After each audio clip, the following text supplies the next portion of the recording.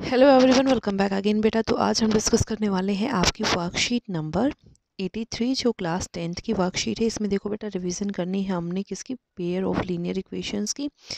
तो यहाँ पे देखो केस स्टडी से रिलेटेड क्वेश्चन है। इसने क्या बोला, रिया ने 3 नोटबुक्स और 2 पेन खरीदे जिनकी कॉस्ट 80 रुपीज़ थी, जबकि जो उसका फ्रेंड सुनील है वो कहता है कि जो प्राइस है हर एक नोटबुक का वो कितना होना चाहिए, 25 रुपये। तो जो 3 नोटबुक्स की कॉस्ट है वो कितनी होगी, 75 रुपीज़। तो जो 2 पेन्स है उनकी कॉस्ट होगी टोटल 5 रुपीज़।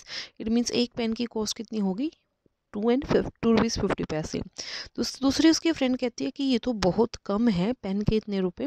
तो दीपिका सोचती है कि हर एक पेन जो है उसकी कीमत कितनी होनी चाहिए, 16 रुपये। तो जो प्राइस है एक नोटबुक का वो भी कितना होना चाहिए, 16 रुपये। तो जो आकाश है वो दोबारा सेम टाइप्स की नोटबुक्स और पेन लेके आता है।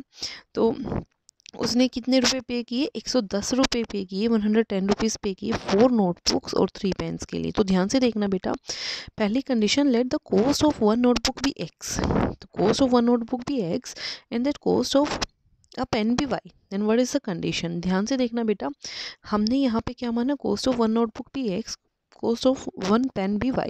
तो अकॉर्डिंग टू गिवन कंडीशन उसने कितने लिए थे रिया ने, अगर मैं रिया की बात करूँ तो रिया ने 3 नोटबुक्स और 2 पेन लिए थे। तो एक की अगर x है तो 3 की कितनी होगी, 3x। ठीक है, तो टोटल हो गया 3x + 2y is equal to 80। Same condition यहाँ पे। ठीक है, तो ऑप्शन नंबर डी आपका क्या हो गया, करेक्ट। अब इन इक्वेशन के बेसिस पे आपने क्या बताना है कि इसके कितने सॉल्यूशन होंगे। तो मैंने जब मैच करके देखा, यहाँ से देखो ये आपका A1, ये आपका A2, ये आपका B1, ये आपका B2, ये दोनों इक्वल नहीं है। इक्वल नहीं है तो कैसी लाइन होगी, इंटरसेक्टिंग लाइन। और इंटरसेक्टिंग लाइन का यूनिक सॉल्यूशन होता है ऑप्शन नंबर सी आपका करेक्ट होगा। उसके बाद उसने बोला है what is the exact cost of the pen. तो एग्जैक्ट कॉस्ट निकालने के लिए we have to solve this equations. तो हमने सॉल्व किया तो यहाँ से कितना आ गया, y is equal to 10। It means option number ए।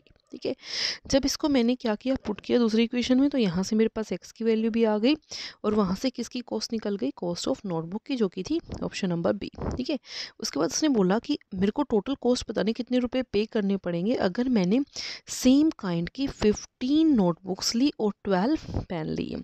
तो 15 नोटबुक्स यानी कि 15 इंटू 20, क्योंकि कॉस्ट कितनी है आपके पास नोटबुक की, 20, और पेन की कॉस्ट कितनी है, 12। दोनों को मल्टीप्लाई करके क्या कर दिया, ऐड। तो यहाँ से बन गया 300 + 120 यानी कि 420। It means option number C is your correct answer. Clear. Now move to our next case study.